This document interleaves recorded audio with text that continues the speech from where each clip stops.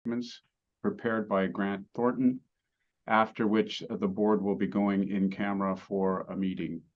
Merci de vous joindre à nous aujourd'hui pour cette réunion spéciale du conseil d'administration du CABAMC.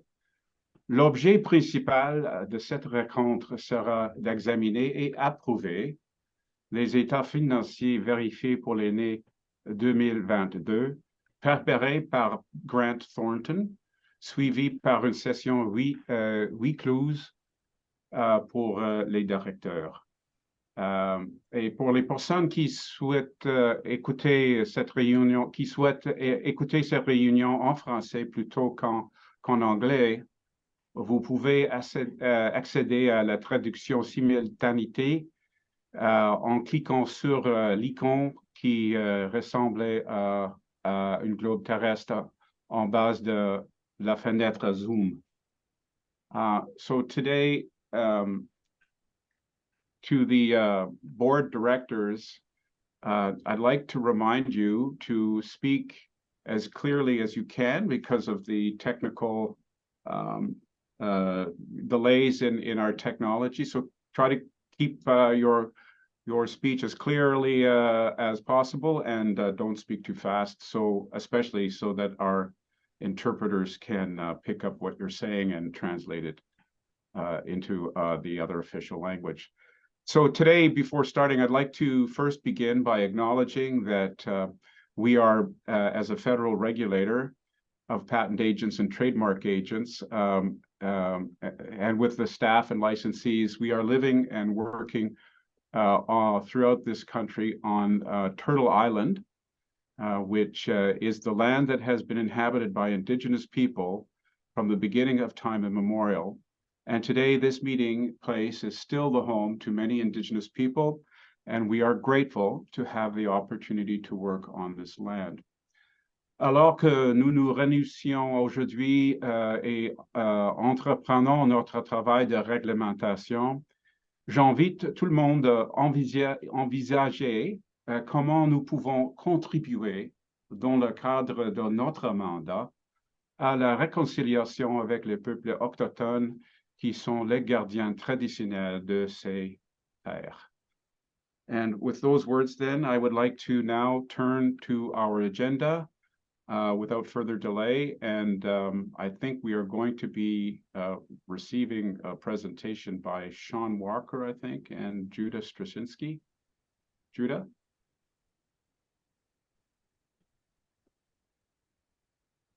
Thank you, Mr. Chair.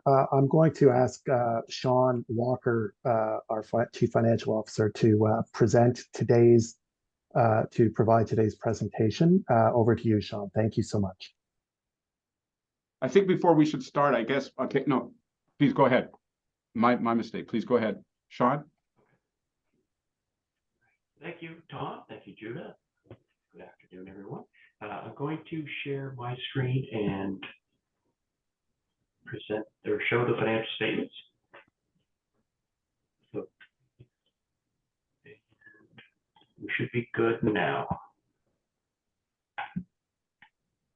Okay, can everybody see the start of the financial statements?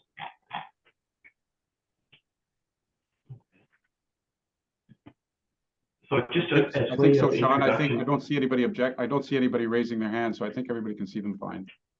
Okay, excellent. So it was a bit of an introduction to the statements this year. Just give a little bit of background.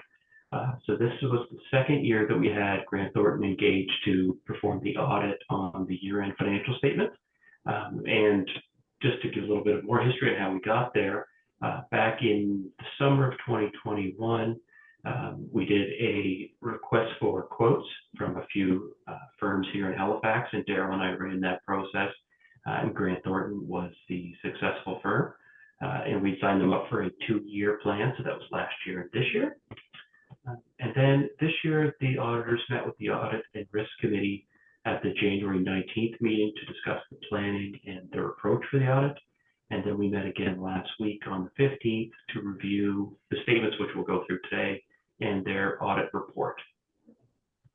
And I'm extremely happy to state that for the second year, we did receive a clean audit opinion, which means that they stated that the financial statements present fairly the position at December 31st in accordance with the Canadian accounting standards for not-for-profit organizations.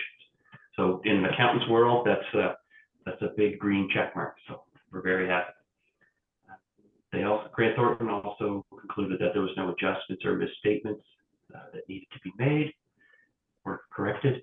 And the one item that they did put in the report was, given the college's small staffing size and small finance team, that segregation of duties needs to be managed.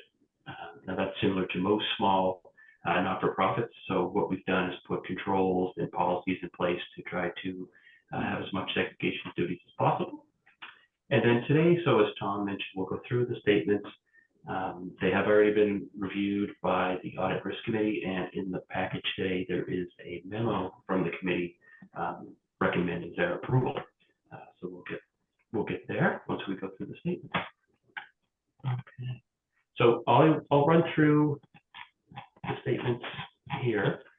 Just give a high overview of a few items that are of note. But please put your hands up, ask any questions at any time. It's probably more meaningful to do the questions as we go through the presentation versus trying to go back to find the place where we were at.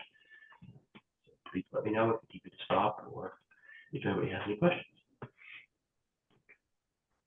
So I'll get started with the statement of financial position, or you may have, or if we were a for-profit organization, this would be the balance sheet. So it's broken down into three main sections. The assets, which are like for the college, are mostly cash and some smaller cash-related items such as our GST, HST receivable at the end of the year, some prepaid expenses, and then some capital assets, which are the computers that our staff uses. And then payables and accruals. So there's a note near the end of the statements which break this out, but that's really our vendor liabilities and committee amounts payable at the end of December. And a couple of really important notes here. You'll see that cash is just north of 450,000 at the end of December, with our liabilities being 230. So the good news is that we have double the cash to pay off all of our debts at the end of December. Also, if you remember when we were talking about the budget back in the fall, because the college brings in 80 to 90% of the income during fee season, like between the middle of February and the end of March, we need to make sure that we have enough cash in reserve or on hand to get us to that February 10th or February 15th period when the next year's annual fees start coming in. And this year we made it very well. We had just over $200,000 left in the bank on February 10th when the first agent/licensee payment came in. And now we're up to just short of $2 million. So we've collected about 80 to 90% of the fees to date. And that should be enough funds to get us through the rest of the year and into next fee season. So very positive news. Okay. So the way it works is we have our assets less the liabilities, which results in our unrestricted net assets, or funds kind of held in reserve. And you'll see this 304 number pop up in a few places, but this really means this is the retained earnings, so the funds that we have for future operations. Okay. And then down onto the statement of operations or income statement, a couple of really big items here. So of course the revenue for the year, that's our main lines of income. So license fees, as I just mentioned, they're just over $2 million. Exam fees and application fees are up significantly over the prior year, mainly due to the fact that we raised the exam fees slightly. And also we had a full year of operations in 2022 compared to just about a half a year in 2021. So revenue was up about $300,000 or about 15%. The expenses, so we've got them broken down into each of the major categories. And I'll just go through a few of the ones that changed significantly year over year. So you'll see board and committee fees, you'll see jumps substantially over 2021. And this is because 2022 was the first year that we had a full roster of board meetings with the full, almost the full roster of board members. We had 2 in-person meetings, and we also struck a number of regulatory committees in 2022. So we were paying remuneration, we were paying committee and meeting expenses, travel expenses for those on-site meetings. So that's the cause for the increase. Communications and government relations. So what the increase in 2022 related to the work that we had done with a couple of companies around providing our annual report, some government relation work that we had done, and just work on the website and additional materials that we put out into the public domain. Sean, were any of the expense, the communication and government relations expenses that we see here related to the legislative changes that occurred recently? Yeah, are they related to some of that activity as well? That when for like the bylaw changes, Tom? Well, not the bylaw changes, but there were some legislative changes that were enacted short time ago. I can't remember the sequencing of it, but it's my understanding. Sorry, go ahead. Understanding, Mr. Chair, that these expenses do include some of the government relations strategy to ensure that there were legislative changes to reduce the risk to the organization during its nascent stage. And then some other ancillary. Okay, good. That thank you. That answers my question. Thanks. Yep, definitely. Okay. The next big area here you'll see is human resources and recruitment. This relates to the hiring of the staff, the hiring of Mr. Judah for this during 2022. So we had brought on Boyden to do some of that, or to do that recruitment, and it also related to the recruitment of board and committee members as well. Okay. The next big area is legal fees. So it did jump up about 50% over the previous year. And this really relates to the increase in our discipline work. So now that we've got an investigation committee, a hearing committee, and now that we're starting to investigate complaints, we've used outside legal counsel to do some of that investigatory work and support. So we expect that to continue now that we're, say, fully regulating and have that full discipline practice in place. So that is ongoing. And the next big area is salaries and benefits. And this isn't, we didn't give everybody massive 50% raises. This is just the 2022 was the first year where we had a full roster of staffing. A lot of the employees started in mid and late 2021, so this is the annualization of our salary costs. And then the other item of note is the translation fees. So as the college becomes more, or continues to become more bilingual, we have meetings like this that are live translated, and we have documents that are prepared in both English and French. These costs have gone up again, mainly because 2022 was a full year, and we're ramping up. So for the year, we ended with a excess of revenue over expenditures, or a net profit of just shy of 60,000. So this, along with the previous year, which I'll show you in a second, is where we get that 304,000. Now you might see the big number from 2021 of 630,000. We had budgeted a big surplus in 2021 because we had 2020 and prior were years in which the college was not able to generate income. So we had to cover the previous startup costs with 2021. That's why this number appears so much larger. Okay. So any questions on the statement of operations before we move on? Just on the legal fees, Sean. So I think what you're saying is a chunk of that, nearly $400,000, and perhaps a fairly good chunk of it is related to directly related to regulatory work. Yes.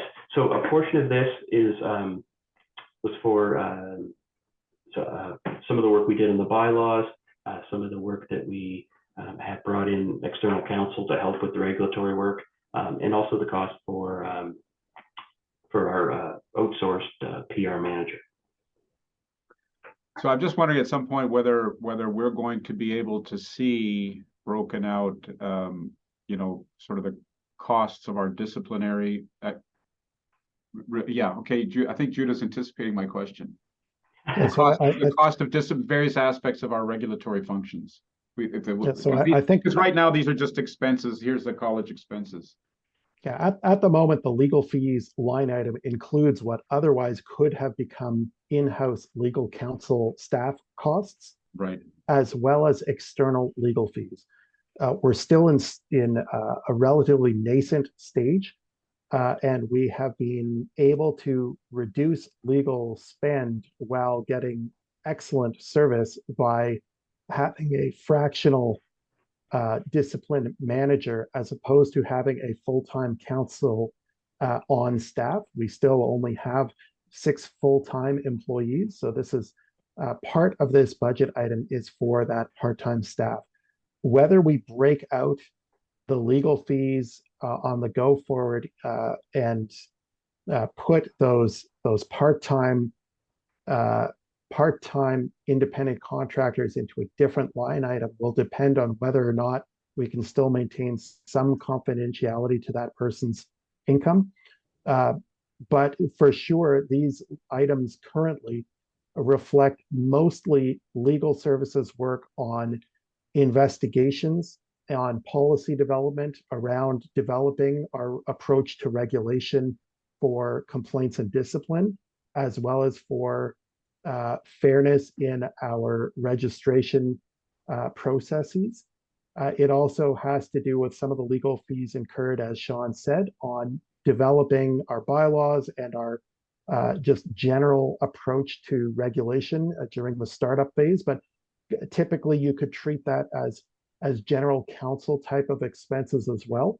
What this item does not yet reflect is very much legal spend at all on complaints, hearings, discipline where external counsel would be brought in. As of the date of this report, there was very little activity there. That will likely not be the case going forward. Okay, thank you. Does anyone else have questions? That's it. That's all my question. I don't have any other questions, Sean, at the moment. Okay, so the next page is the statement of changes in net assets, and it really is a summary of the statement of operations and the statement of financial position. So the net assets at the beginning of the year, so this was really the summary of the balance sheet or the statement of financial position.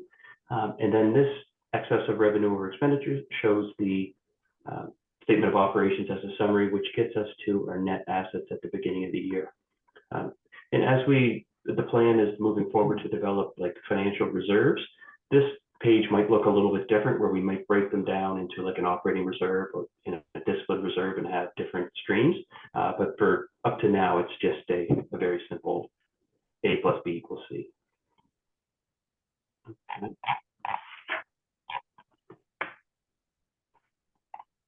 Okay. The next page is my favorite page in a set of financial statements is the statement of cash flows, because it really shows how the funds move in and out of the organization during the year. So the way it works is we start with really the net income or the excess of revenues or expenditures for the year, and then show the adjustments for the various cash related items. So we add back the amortization because it's a non-cash expense, and then we show the changes in the balance sheet year over year. So the difference in the prepaid expenses, the difference in the GST, HST receivable during the year. Now you might wonder why it was positive in 2021 and then negative in 2022. At the end of 2021, the college was an annual filer for HST. And then in 2022, CRA asked us to move to a quarterly process.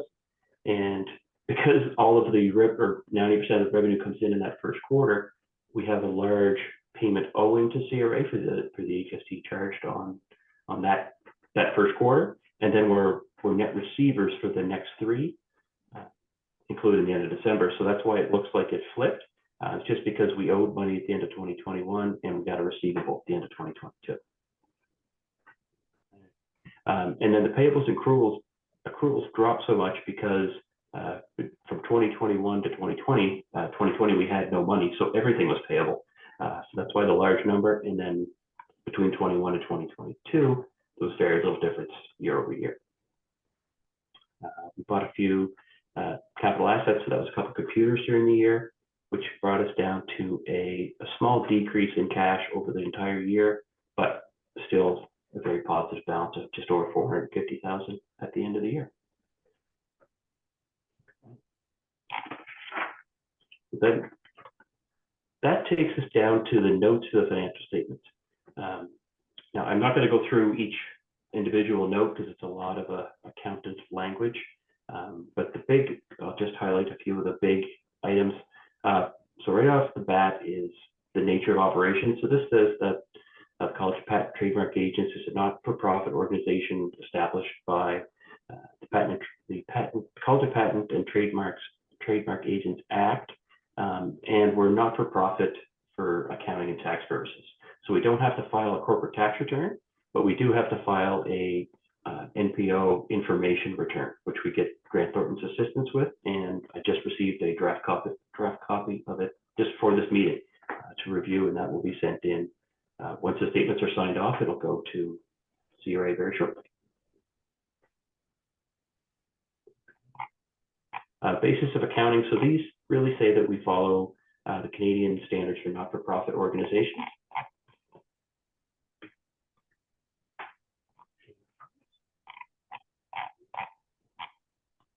Another one to note is that capital assets. So when we buy a fixed asset, such as a computer, we're not able to expense it in that first year.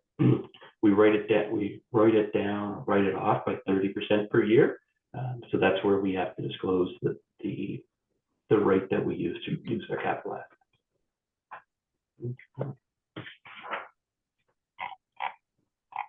And then this explains. Then we talk about some more significant accounting policies. We talk about how we recognize revenue.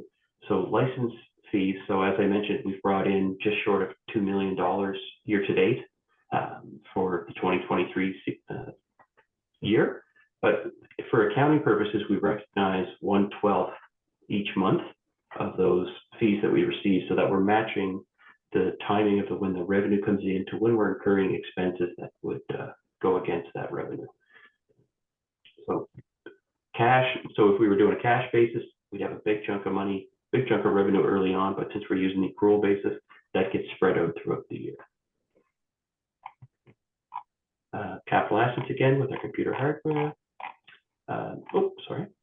So we also have a credit facility available to the college. We haven't had to use it since that first year when we had to borrow from RBC to fund the initial operations. But now where we have a positive cash flow, we haven't needed to draw into the funds. And that's a loan with RBC, and it's secured by, first off, the net assets of the college.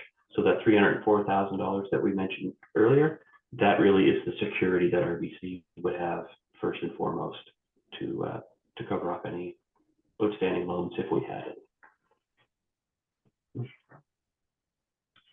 And the last page. So this, as I mentioned earlier, this is the breakdown of the accounts accounts payable on the balance sheet.